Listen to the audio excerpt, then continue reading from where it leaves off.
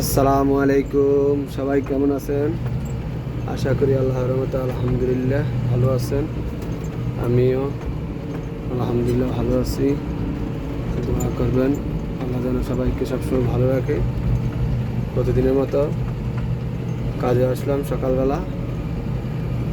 এখন কাজে আসছি সকাল 6:30 বাজে, এখন তো 7:30 বাজে গেছে।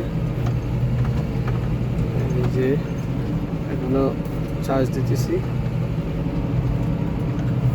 আর কম 6-7 দিন লেগে যাবে চার্জ করতে করতে। এই যে কি অবস্থা, গাছ জমা হয়ে যাচ্ছে। ঘাস ঘাস